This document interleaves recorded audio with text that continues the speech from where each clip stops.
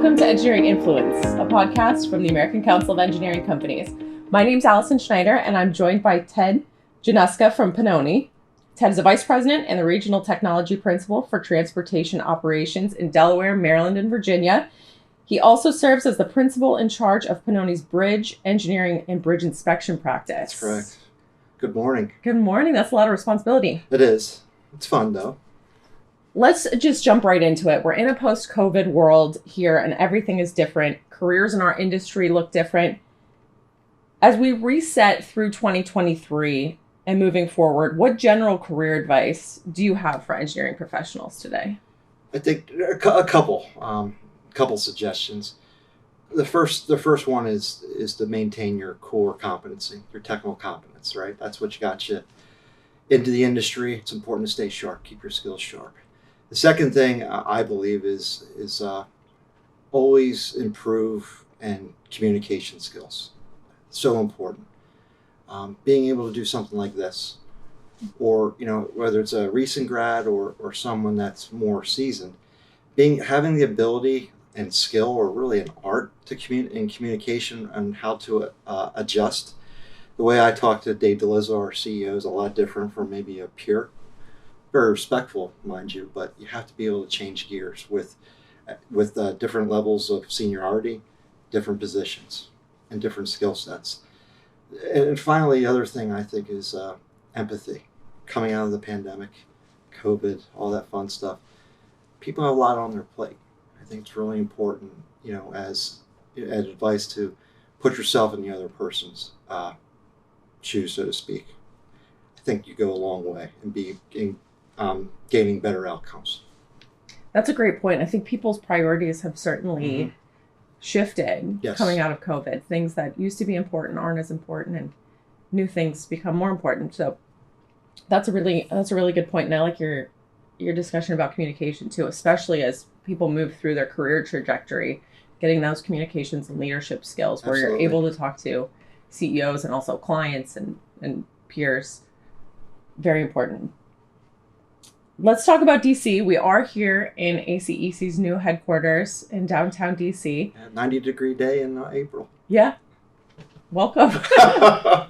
But you are going to be spending a lot more time here because I know Pennoni is opening a DC office. Tell us about that and how you made that decision to officially hang a shingle here. We opened our office back in this past September, and it was a decision that became easier over time. We're doing a lot of work here for DDOT or DC DOT in the bridge realm, and we're doing some really cool, iconic projects. So doing a pedestrian bridge over the Anacostia River.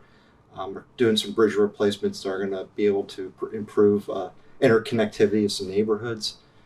So we're very excited about that aspect. But each year we've been growing in projects and revenue. So it became easy to open, because a lot of people or firms or competitors, they go into a market with no work. We flipped it, is that we came in hot, so to speak, and now we're trying to grow outside of transportation and offer the full services of Pennoni, multidisciplinary. Right now we have geotech, transportation, and civil in our Washington DC office, and we want to hopefully have the whole playbook of Pennoni's skill sets here in the nation's capital. And it sounds like there's no shortage of work to go around with the new bills that have been passed and all of the money going into infrastructure and transportation. Right. Kudos to ACEC for sticking with it over the last probably better part of 15 years, getting that to the finish line. So yes, now we're getting to now see the fun rewards. starts. Yes, exactly. Careful what you wish for, but yes.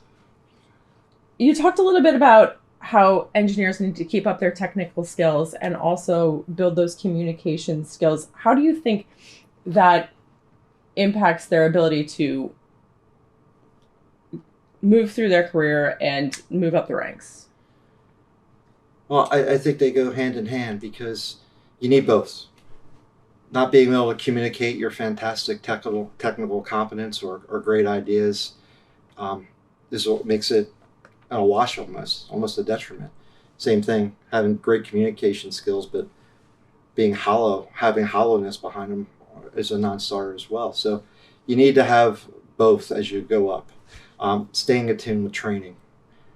Seeking out advice too, that's a big one. Mentorship, talking to peers as you go through your career, because there's no prescription to succeed in the consulting engineering business or the A&E profession for that matter. But being able to have the ability to ask for help, seek advice is so important. And the way I always see, people are always willing to help you if you ask them. I think that's true about all of that's what's consistent about our engineering profession. Problem solvers who like a challenge. Absolutely.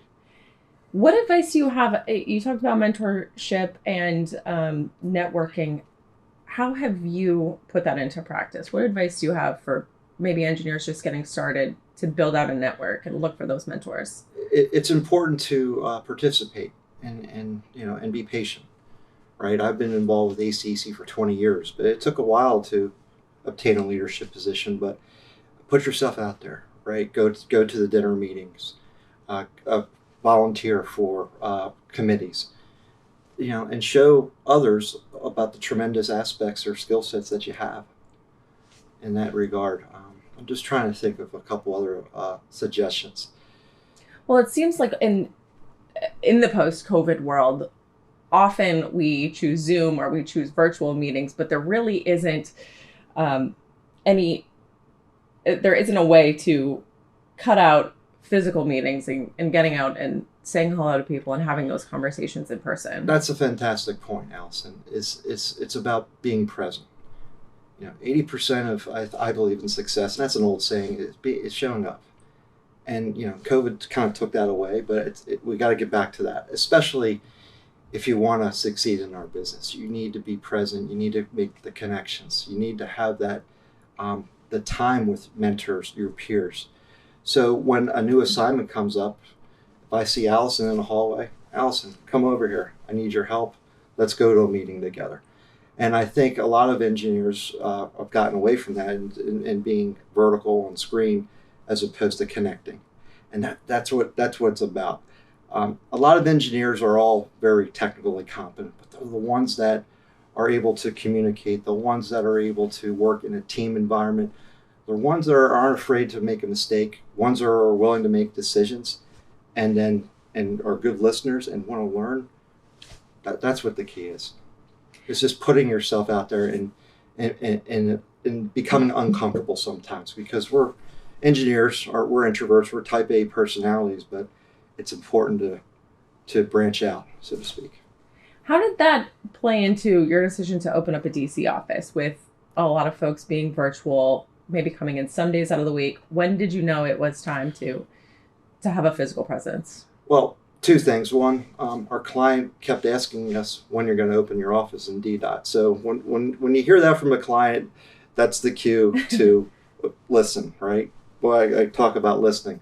The second thing, as we talked about with the infrastructure spending, but I've been coming down to DC for the better part of 20 years, and our office is on the M Street corridor, right by DDOT and FHWA and USDOT, by the Nationals ballpark.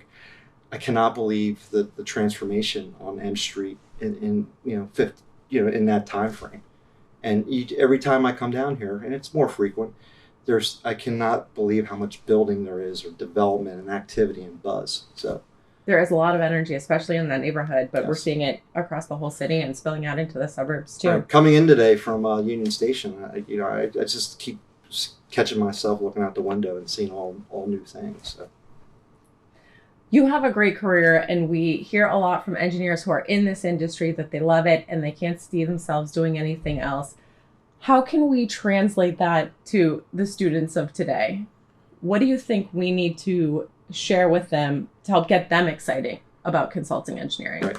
Well, I had the honor of being an adjunct professor with the University of Delaware for 15 years, where I was one of 4 instructors, and we taught a capstone project in the civil engineering department. I was a structural discipline leader for that. So, I had the privilege. I'm a blue hen. I know you're Michigan. We have the same colors, but being able to go back to your alma mater and participate and shape the minds of engineers was a true honor.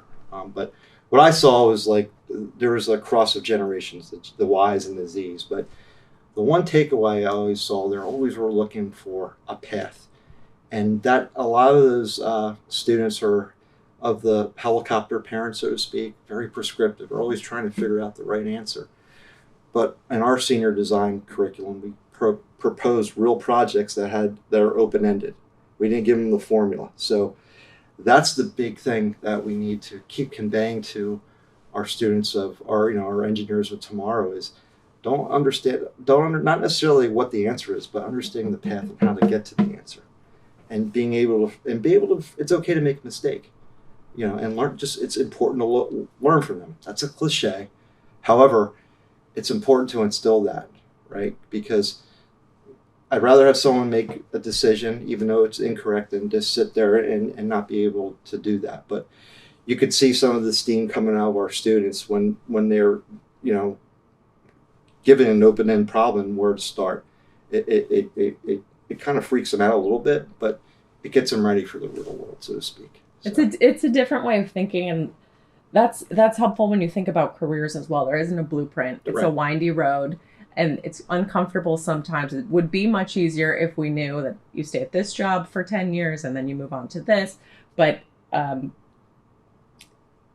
what I've seen in the engineering world is that the projects are what keep you engaged. Everything it's new and it's different, and you get to experience a lot of different disciplines within maybe one firm or a few firms. One of our cells at Pennoni, especially in transportation, bridge and roadway and traffic, we like to cross-train our engineers, especially the bridge engineers. We want them getting in the field doing bridge inspections, but seeing right in the physical world, so to speak, and it makes them better design engineers, in tandem. But we try to give cross-training opportunities for our young staff to see a lot of different things. So then they kind of know where they want to, adjust in their career, right? We want everyone to be happy. We want to have energy and passion, right? So I think that's one of the real keys in that regard.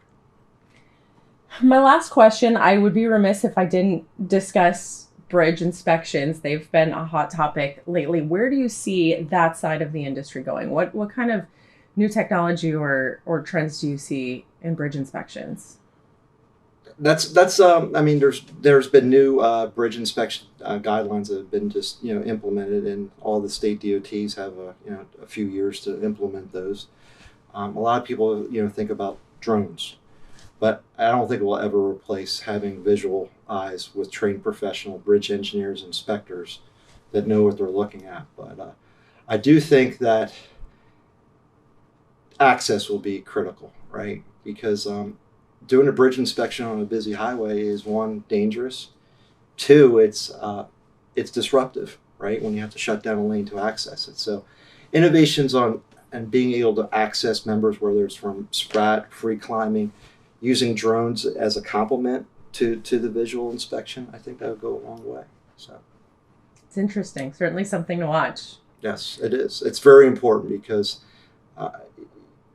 as you only hear about the catastrophic, not about all the great condition, of all the bridges a lot of states and DOT here have been doing to upgrade their condition and their inventories. And that's one of the messages that we're trying to promote here at ACEC too, is you only hear about transportation when it's failing, but we really want to celebrate some of those examples of great engineering. That's why we've got our EEA awards, and we've got our new roadshow program where we're going on the road. So that's a great point. Right. I think with the new IJA bill, right? Talking about the reconnecting neighborhoods piece, right? We're working closely with one of our largest clients in the firm, DelDOT, and we're able to get a $6 million raise grant for the department. We worked together to get that as a planning grant. But part of that project is really going to be to kind of reestablish neighborhoods in Newcastle, just right outside the city of Wilmington, where people, residents of that neighborhood, can participate in the economy. They don't. 80% of those residents don't have cars. It's a burden and sometimes dangerous to get to mass transit. So I think it's really important. I think it's really cool that we're trying to focus on that aspect, because that's a win for everybody, right? If you want to talk, socioeconomic and go into that route, but reconnecting neighborhoods, being able to participate in the economy, bring everybody back up together is so important. Makes it a better society, right? I agree. Ted Januszka from Pennoni, thanks so much for joining us today. It was a pleasure. Thank you, Allison. This is another episode of the Engineering Influence podcast from ACEC. We'll see you next time.